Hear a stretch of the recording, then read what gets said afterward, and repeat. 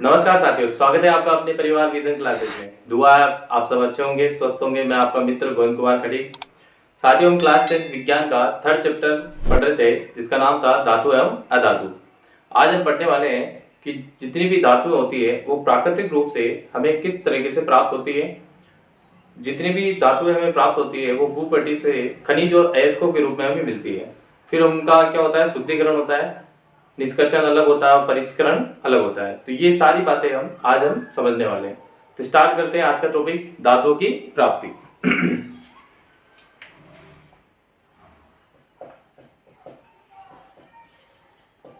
धातुओं की जो प्राप्ति हमें होगी, उससे पहले, उसको पढ़ने से पहले हमें कुछ बातें जाननी होगी। जैसे खनिज किसे कहते हैं, उसके बाद अयस्क किसे कहते हैं, और उसके बाद गेंद क्या होती है। तो ये कुछ पॉइंट है, खनिज, अयस्क और गेंद, ये तीनों क्या होते हैं पहले इनको समझेंगे, फिर हम समझेंगे धातु हम किस तरीके से प्राप्त कर सकते हैं। तो खनिज क्या होता है, प्राकृतिक रूप से प्रकृति में भूपटल से प्राकृतिक रूप से भूपटल पर प्राकृतिक रूप में पाई जाने वाले तत्वों व यौगिकों को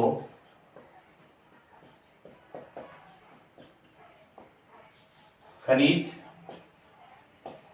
कहते हैं। मतलब क्या हुआ, जो भी हमें प्राकृतिक रूप से भूपटल से प्राप्त होगा, चाहे तत्व हो चाहे यौगिक हो, उन सबको हम खनिज कहेंगे। फिर उसके बाद आती है अयस्क क्या होता है। तो अयस्क की डेफिनेशन क्या है,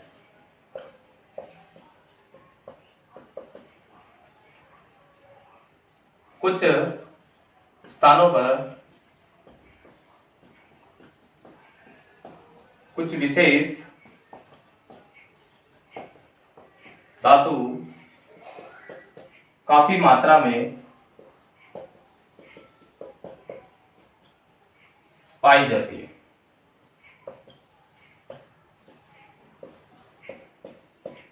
जिन्हें निकालना लाभकारी होता है।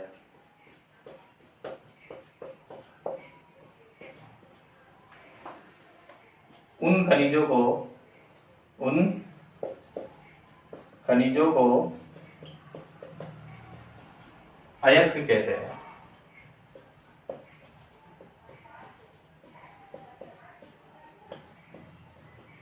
अर्थात कुछ स्थानों पर हमें कुछ विशेष धातु जो है काफी मात्रा में पाई जाती है। यदि उनको हम निकालते हैं तो हमें उनसे कुछ लाभ प्राप्त होता है, इसीलिए उन खनिजों को हम क्या कहते हैं, अयस्क कहते हैं। तो ये बात आप नोट करेंगे। खनिज क्या होता है, खनिज वो होते हैं प्राकृतिक रूप से जो भूपटल से हमें जो प्राप्त होता है, जो तत्व और जो यौगिक प्राप्त होते हैं, उन्हीं को हम खनिज कहते हैं। और कुछ स्थानों पर ये जो खनिज होते हैं, जो अगर हम इनको निकालते हैं तो हमारे लिए क्या होते हैं, ये लाभकारी होते हैं। इसीलिए जो खनिज लाभकारी होते हैं निकालने पर वो क्या कहलाते हैं, अयस्क कहलाते हैं। उसके बाद गेंद क्या होता है,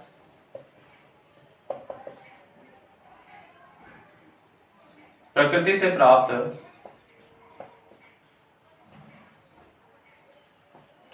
खनिज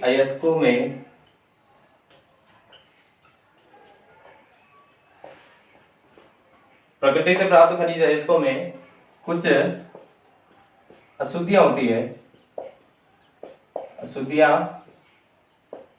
पाई जाती है। उन्हें गेंद कहते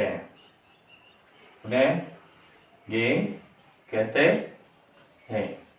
मतलब जो भी खनिज अयस्क हमें प्राप्त होंगे उनमें कुछ अशुद्धियां पाई जाएगी, वो सभी क्या कहलाएंगे, गेंद। जैसे अशुद्धियां कौन कौन से हो सकते हैं, मिट्टी हो सकता है, रेत हो सकता है, पत्थर हो सकते हैं। तो ये सारी कुछ अशुद्धियां हैं जिनको बाहर निकालने के बाद हमें एक्चुअल प्राकृतिक रूप से जो धातुएं मिल रही है उनको हम प्राप्त कर सकते हैं। तो सबसे पहले खनिज क्या होता है, अयस्क क्या होता है और गेन क्या होता है, इन तीनों के बारे में आप नोट करें। उसके बाद आगे बढ़ते हैं। अब धातुओं को हम किन चरणों से प्राप्त कर सकते हैं, तो धातुओं की प्राप्ति के लिए हमें निम्न चरण का इस्तेमाल करना होगा। तो पहला चरण जो इस्तेमाल करेंगे वो है अयस्कों का समृद्धिकरण, दूसरा चरण जो है वो धातुओं का निष्कर्षण, और तीसरा चरण जो है वो है धातुओं का परिष्करण। तो पहले इनको नोट करें, फिर मैं बताता हूं। अगला है धातु की प्राप्ति।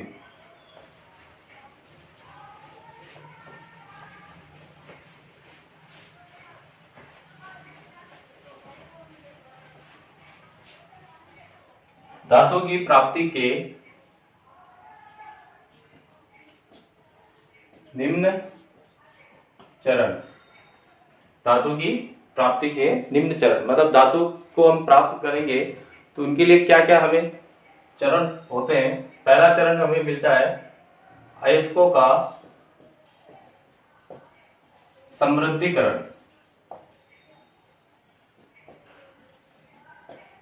दूसरा चरण है धातुओं का निष्कर्षण, और तीसरा चरण है धातुओं का परिष्करण।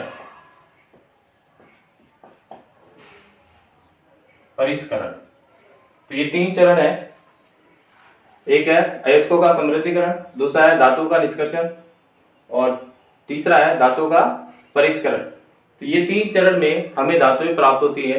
पहले चरण अयस्कों का समृद्धिकरण, इसमें हम जितने भी अयस्क होते हैं उनमें से जो गेंग होती है मतलब जो अशुद्धियां होती है उनको हम बाहर निकालते हैं पहले चरण के अंदर। और ये जो कुछ विधियां होती है जिनसे हम गेंग को अयस्कों से बाहर निकालते हैं, वो विधियां अपने सिलेबस में नहीं है, इसीलिए हम नहीं पढ़ेंगे। हम स्टार्ट करेंगे सेकंड से, धातु का निष्कर्षण। तो स्टार्ट करते हैं सेकंड वाला, धातु का निष्कर्षण। इसमें धातु को अलग करने के लिए पहले आपके उनके अयस्कों के बारे में पता होना चाहिए। धातु का निष्कर्षण करने के लिए अयस्कों के बारे में पता होना चाहिए। तो कौन सी धातु जो होती है वो स्वतंत्र अवस्था में पाई जाती है, और कौन सी धातु होती है जो अयस्कों के रूप में पाई जाती है, और कौन सी ऐसी धातु होती है जो स्वतंत्र अवस्था में नहीं पाई जाती। तो पहले हमें वो धातुएं जो स्वतंत्र अवस्था में पाई जाती है और जो नहीं पाई जाती है, और जो अयस्कों के बारे में जो अयस्कों के साथ पाई जाती है उनको हम देखते हैं। इसके लिए आपको एक सक्रियता श्रेणी याद करनी पड़ेगी। पहले भी बताया कि हमने सक्रियता श्रेणी क्या है।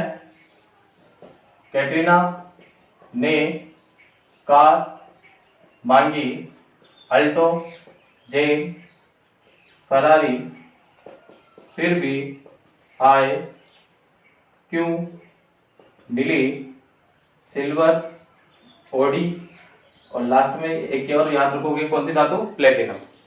तो यहाँ पर potassium, sodium, calcium, magnesium, aluminium, zinc, iron, lead, hydrogen, copper, mercury, silver, और ये गोल्ड, और ये प्लेटिनम। तो इस तरीके से आपको याद होनी चाहिए।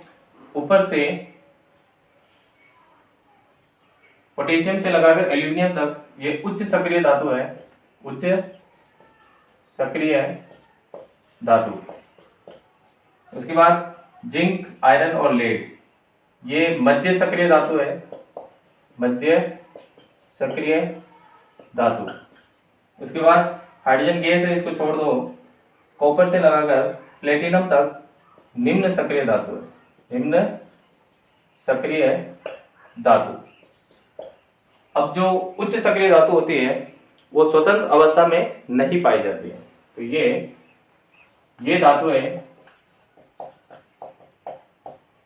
स्वतंत्र अवस्था में नहीं पाई जाती है। कौन कौन सी, पोटेशियम, सोडियम, कैल्शियम, मैग्नीशियम और एल्यूमिनियम। ये सभी धातुएं उच्च सक्रिय होती है, इसीलिए ये स्वतंत्र अवस्था में नहीं पाई जाती है। बाकी मध्य सक्रिय जिंक, आयरन और लेड ये मध्य सक्रिय होती है। ये सल्फाइड वे कार्बोनेट अयस्क के रूप में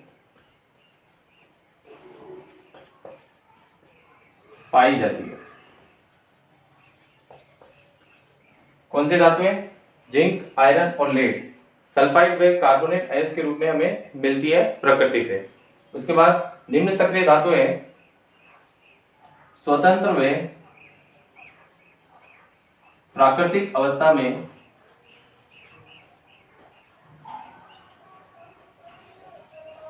मिलती है।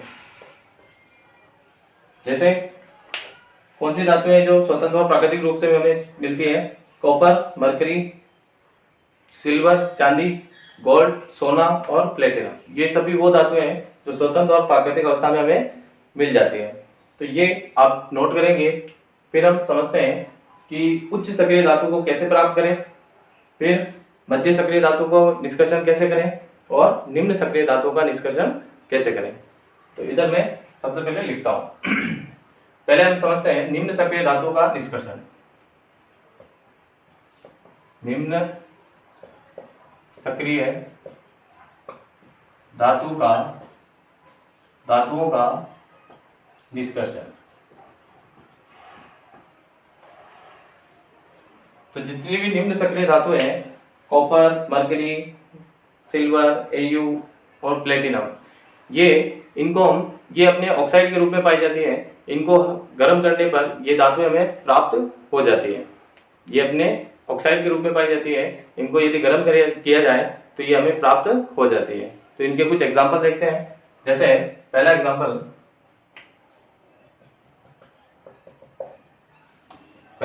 है मर्क्यूरिक सल्फाइड। मर्क्यूरिक सल्फाइड का, इसे आप नोट कर ले, इसको मैं मिटा देता हूं।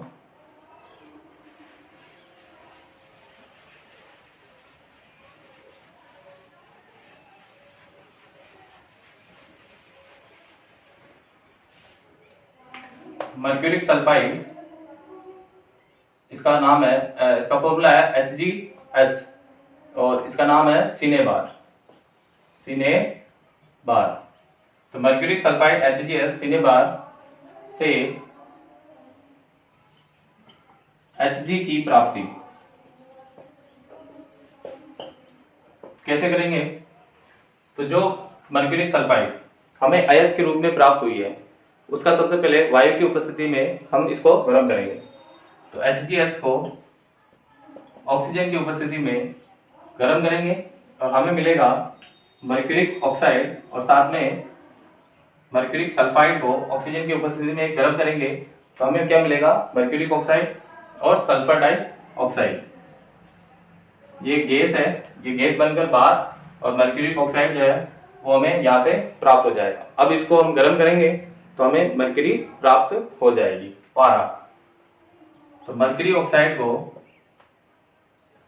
यदि गर्म किया जाए तो हमें मर्क्यूरी अलग मिलेगी और ऑक्सीजन गैस बाहर निकल जाएगी।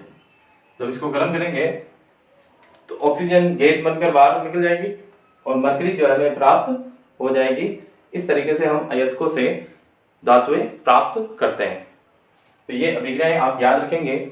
एक और एग्जांपल लेते हैं अपन। Example number 2, copper sulphide. Copper sulphide Cu2S से कॉपर की प्राप्ति।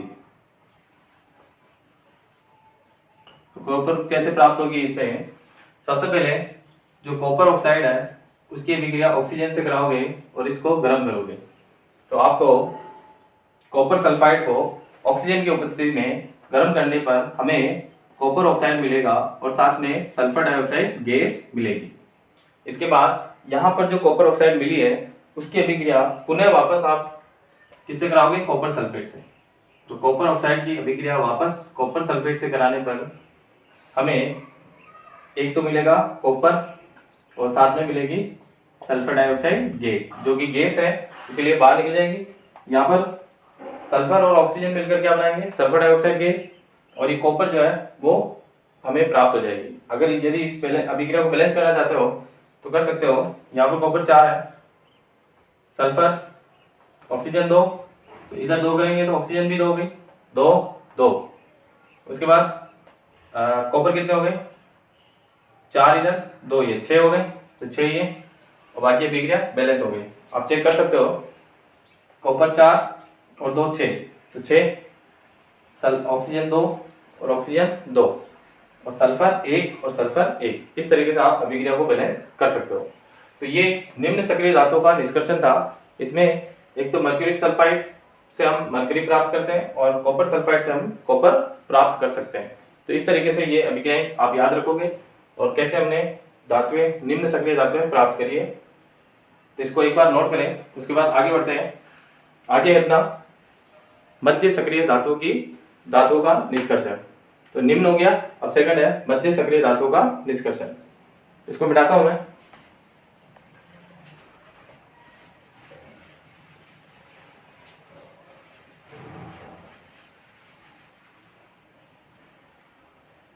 सेकंड है अपना मध्य सक्रिय धातु का निष्कर्षण। तो मध्य सक्रिय धातु कौन सी थी अपने पास, एक तो जिंक, एक आयरन और एक लेड। ये तीनों अभी जो हम सक्रियता श्रेणी पढ़ रहे थे उसमें जिंक, आयरन और लेड, ये तीनों क्या थी, मध्य सक्रिय धातु। अब ये जो मध्य सक्रिय धातु होती है वो अपने जो अयस्क हमें प्राप्त होते हैं, जो हमें खनिज प्राकृतिक रूप से प्राप्त होते हैं, ये हमें या तो सल्फाइड अयस्क के रूप में प्राप्त होगी या हमें कार्बोनेट अयस्क के रूप में प्राप्त होगी। तो हमें जब हम इन धातुओं के सल्फाइड अयस्क और कार्बोनेट अयस्क को प्राप्त कर लेंगे, उसके बाद इन धातुओं के जो ऑक्साइड अवस्था होगी उनसे हम इन्हें आसानी से प्राप्त कर सकते हैं। इन धातुओं की जो ऑक्साइड अवस्था होती है उनसे हम इन धातुओं को आसानी से प्राप्त कर सकते हैं। तो सबसे पहले जो सल्फाइड अयस्क हैं उनको हमें बदलना होगा ऑक्साइड में, इनको ऑक्साइड में परिवर्तन करने के लिए परिवर्तन करना पड़ेगा। उसके बाद हमें इनको ऑक्साइड की उपस्थिति में जितने भी इनके जो धातु ऑक्साइड होंगे, धातु ऑक्साइड में परिवर्तन करके हम इसको गर्म करके फिर हम धातु प्राप्त कर सकते हैं। तो कितनी इसको जो सल्फाइड और कार्बोनेट अयस्क हैं उनको ऑक्साइड में बदलने के लिए अपने पास 2 विधियां हैं, एक तो है भर्जन और एक है निस्तापन। तो भर्जन क्या होता है और निस्तापन क्या होता है हम समझते हैं। तो इन धातुओं के जितने भी सल्फाइड अयस्क और कार्बोनेट अयस्क होते हैं उनको पहले हमें धातु ऑक्साइड में बदलना होता है, फिर वहां से हमें क्या प्राप्त होती है, धातुएं प्राप्त होती है। तो स्टार्ट करते हैं। सबसे पहले इनको किस में बदलना है, धातु ऑक्साइड में। तो धातु ऑक्साइड में बदलने के लिए अपने पास 2 विधियां हैं, पहला या तो भर्जन कर दो या निस्तापन कर दो। अब भर्जन क्या होता है और निस्तापन क्या होता है। भर्जन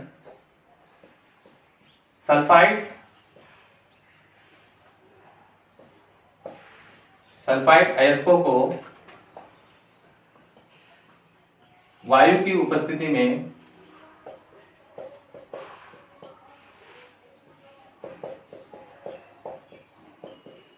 अधिक ताप पर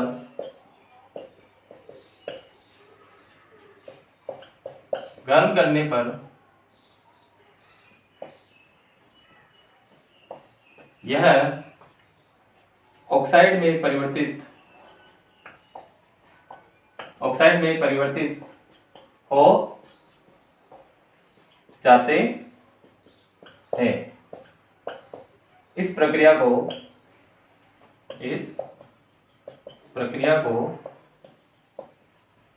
भर्जन कहते हैं। यदि जैसे एग्जांपल देखते हैं, अपने पास एक एग्जांपल है जिंक सल्फाइड। जिंक सल्फाइड को वायु की उपस्थिति में, मतलब ऑक्सीजन की उपस्थिति में यदि हम अधिक ताप पर गर्म करें, ये तापमान ये गर्म करने का साइन है, इस पे गर्म करेंगे तो ये जिंक ऑक्साइड में बदल जाएगा और हमें सल्फर डाइऑक्साइड गैस प्राप्त हो जाएगी। तो भर्जन किसे कहते हैं, जितनी भी मध्य सक्रिय धातु होती है वो हमें सल्फाइड अयस्क और कार्बोनेट अयस्क के रूप में प्राप्त होगी। तो उनको पहले हम चेंज करेंगे किसमें, धातु ऑक्साइड में।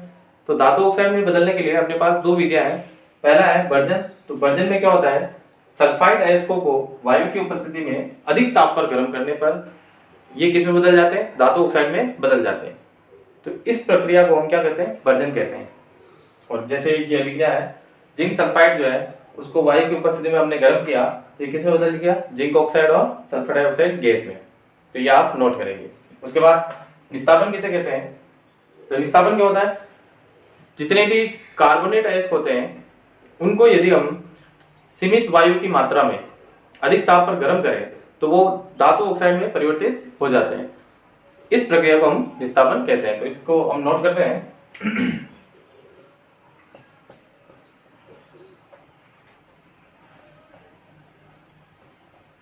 निस्तापन, कार्बोनेट अयस्क को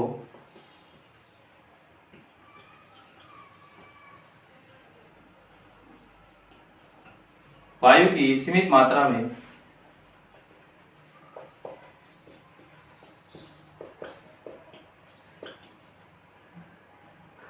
अधिक ताप पर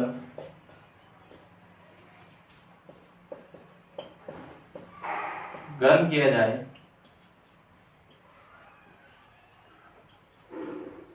तो यह धातु ऑक्साइड में परिवर्तित हो जाते हैं। इस प्रक्रिया को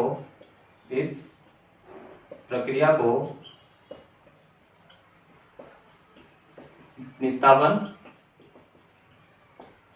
कहते हैं। एग्जाम्पल देखो इसका, जैसे अपने पास है zinc carbonate, zinc CO3, zinc carbonate है। यदि इसको गर्म करेंगे तो ये जिंक ऑक्साइड और कार्बन डाइऑक्साइड गैस में चेंज हो जाएगा। गैस है तो गैस तो बाहर निकल जाएगी और हमें क्या प्राप्त हो जाएगा, जिंक ऑक्साइड। तो हमने क्या किया, जो जिंक कार्बोनेट था उसको हमने वायु की उपस्थिति, वायु की सीमित मात्रा में, सीमित मात्रा मतलब इस बार वायु की कम मात्रा में हमने इसको गर्म किया तो ये जिंक ऑक्साइड और कार्बन डाइऑक्साइड गैस में परिवर्तित हो गया। तो यहाँ पर वर्जन किसे कहते हैं, यदि सल्फाइड अयस्कों को वायु की अधिक मात्रा में अधिक ताप पर गर्म किया जाए तो ये धातु ऑक्साइड में परिवर्तित हो जाते हैं। इस प्रक्रिया को हम वर्जन कहते हैं। जबकि निस्तापन किसे कहते हैं, कार्बोनेट अयस्क को वायु की सीमित मात्रा में गर्म किया जाए अधिक ताप पर तो ये धातु ऑक्साइड में परिवर्तित हो जाएंगे। इस प्रक्रिया को हम निस्तापन कहते हैं। जैसे एग्जाम्पल ये दोनों हमने दिए हैं।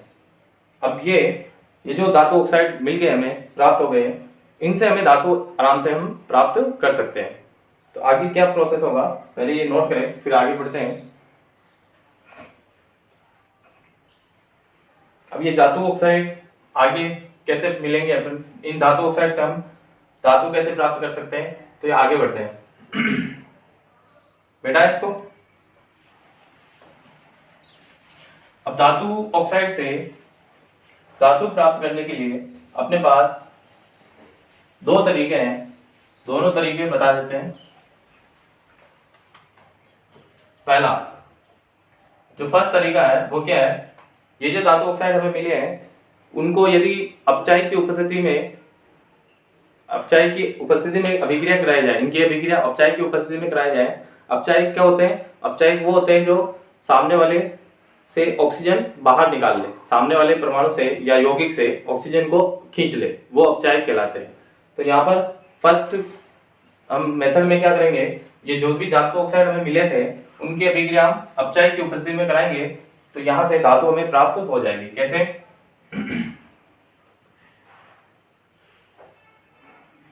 धातु ऑक्साइड की अभिक्रिया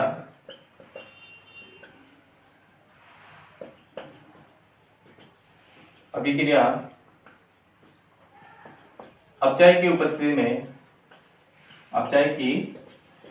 में कराने पर, तो एग्जाम्पल है, मतलब कौन सा एग्जाम्पल है, अपचायक कौन सा है, तो अपने पास है कार्बन। कार्बन एक अपचायक है जिसे हम धातु ऑक्साइड से अभिक्रिया कराएंगे तो ये ऑक्सीजन बाहर निकालेंगे। अपने पास धातु ऑक्साइड कौन सी थी, जिंक ऑक्साइड, इसकी अभिक्रिया कार्बन से कराएंगे तो ये जिंक बाहर निकल जाएगा और कार्बन मोनोऑक्साइड जो है वो गैस बनकर बाहर हो जाएगी। तो कार्बन मोनोऑक्साइड एक गैस है जो कि बाहर निकल गई और ये जिंक जो है वो हमें प्राप्त हो गया। इस तरीके से हम मध्य सक्रिय धातुओं का निष्कर्षण करके धातुएं प्राप्त कर सकते हैं। जैसे ये तो पहली विधि होगी।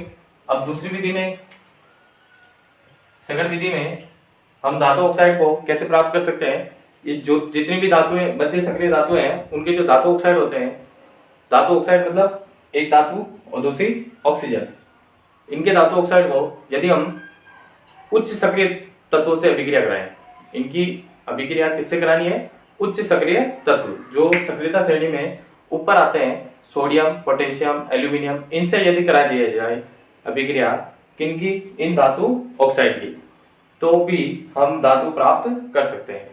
तो सेकंड मेथड भी यही है, धातु ऑक्साइड की अभिक्रिया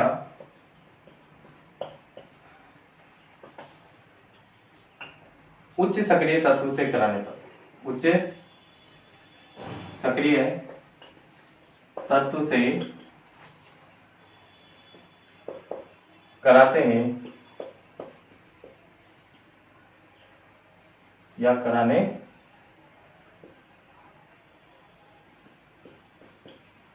धातु ऑक्साइड की अभिक्रिया उच्च सक्रिय तत्व से कराने पर। उच्च सक्रिय के एग्जाम्पल क्या है, जैसे सोडियम, मैग्नीशियम, एल्यूमिनियम, पोटेशियम, ये सारे क्या है, उच्च सक्रिय तत्व है। तो इनसे यदि हम इन धातु ऑक्साइड की अभिक्रिया कराएंगे तो ये निम्न सक्रिय तत्व को क्या कर देंगे, विस्थापित कर देंगे और धातु हमें प्राप्त हो जाएगी। कैसे, जैसे MnO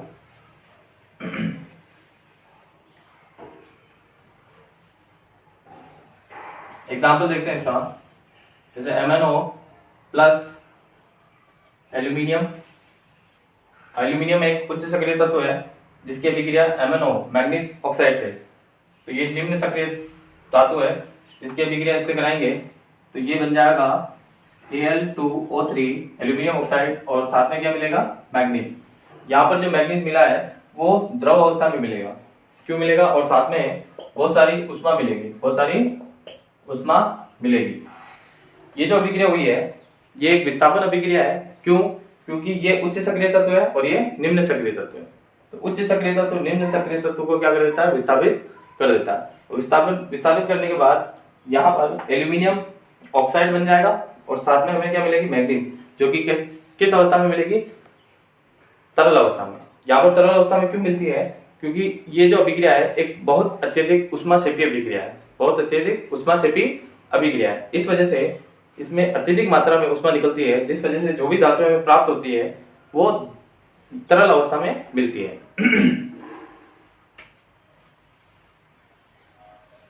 अगला है, यहाँ एक लाइन लिख लेते हैं, यह विस्थापन अभिक्रिया, यह विस्थापन अभिक्रिया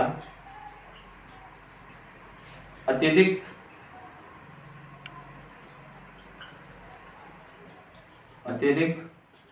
उष्माक्षेपी होती है, अतः धातुएं तरल अवस्था में प्राप्त होती है, अतः धातुएं तरल अवस्था में प्राप्त होती है। तो सबसे पहले ये विस्थापन अभिक्रिया है, क्यों, क्योंकि एल्यूमिनियम एक उच्च सक्रिय तत्व है और मैग्नीज क्या है, निम्न सक्रिय तत्व। तो जब उच्च सक्रिय तत्व निम्न सक्रिय तत्व को विस्थापित करता है तो इस अभिक्रिया का नाम क्या है, विस्थापन अभिक्रिया। क्योंकि यहाँ इस अभिक्रिया से बहुत ज्यादा अत्यधिक मात्रा में उष्मा निकलेगी, इसीलिए यह उष्माक्षेपी अभिक्रिया भी है। इस वजह से उष्मा जब निकलेगी तो ये जो मैग्नीज जो धातु हमें प्राप्त होगी वो कौन सी अवस्था में होगी, तरल अवस्था में प्राप्त होती है। तो ये अभिक्रिया आप नोट करेंगे और ये पूरा प्रोसेस आप समझेंगे। तो दो विधियां हैं, धातु मध्य सक्रिय धातु ऑक्साइड से हम धातु कैसे प्राप्त कर सकते हैं। एक तो अपचायक का उपस्थिति में और दूसरा अधिक सक्रिय तत्व का यूज करके हम धातु प्राप्त कर सकते हैं। अगला है, इसी के अंदर एक अभिक्रिया है जिसका नाम है थर्मिट अभिक्रिया, तो उसको पढ़ते हैं।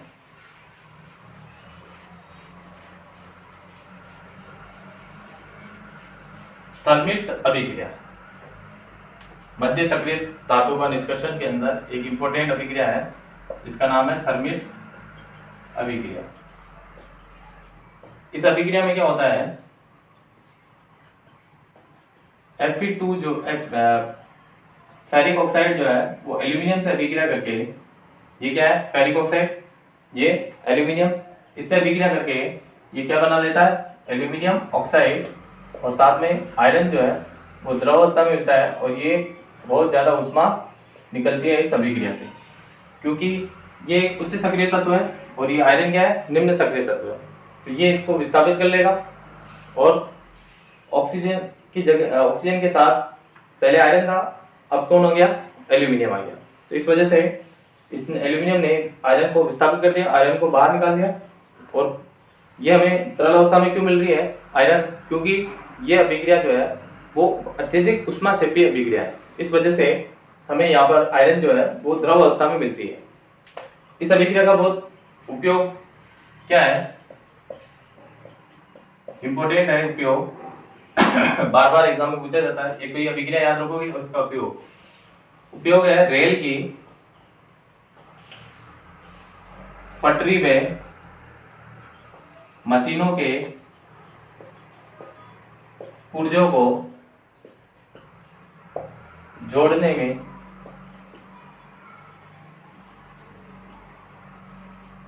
इस अभिक्रिया का उपयोग रेल की पटरी में मशीनों के पुर्जों को जोड़ने में इसका उपयोग किया जाता है।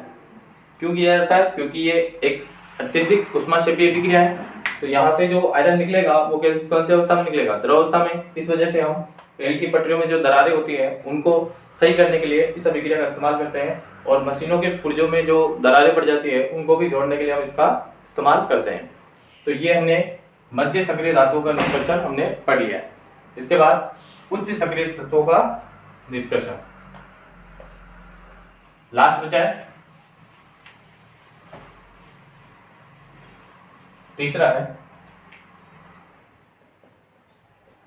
उच्च सक्रिय धातुओं का निष्कर्षण। आगे है उच्च सक्रिय धातु का निष्कर्षण। तो उच्च सक्रिय धातु का जो निष्कर्षण है वो हम कैसे करेंगे, ये जो उच्च सक्रिय धातु के जो धातु ऑक्साइड होते हैं उनको हम डायरेक्ट अपचयन करके धातु प्राप्त नहीं कर सकते हैं। इनके जो धातु अयस्क होते हैं उनको प्राप्त करने के लिए हमें विद्युत अपघटनी अपचयन करना होता है, और इनको हम तरल अवस्था से प्राप्त करते हैं। तो कैसे करते हैं, विद्युत अपघटनी अपचयन क्या होता है, तो हम इसको समझते हैं। तो उच्च सक्रिय धातु का निष्कर्षण, इन धातुओं को अयस्कों के विद्युत अपघटनी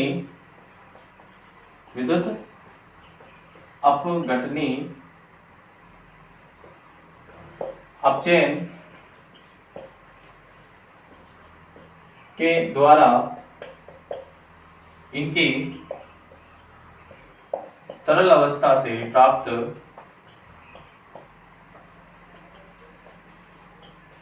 किया जाता है। अब ये विद्युत अपघटनी अपचयन क्या होता है इसको हम समझते हैं। जैसे एक एग्जांपल लेते हैं, जैसे अपने पास है NaCl का NaCl से सोडियम का निष्कर्षण, सोडियम क्लोराइड से सोडियम का निष्कर्षण कैसे होगा विद्युत अपघटनी अपचयन से, तो हम ये समझते हैं। सबसे पहले आपको एक बीकर लेना है,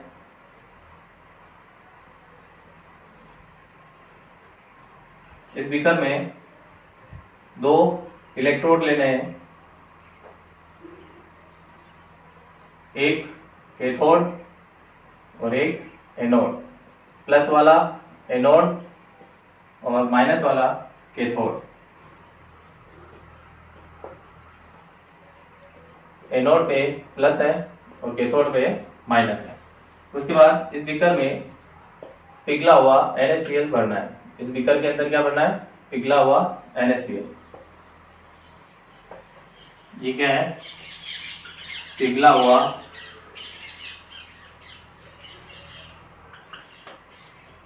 NaCl।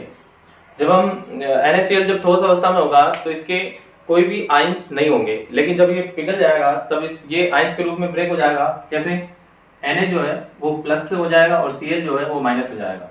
दो आइंस में ब्रेक हो जाएगा, Na प्लस और Cl माइनस।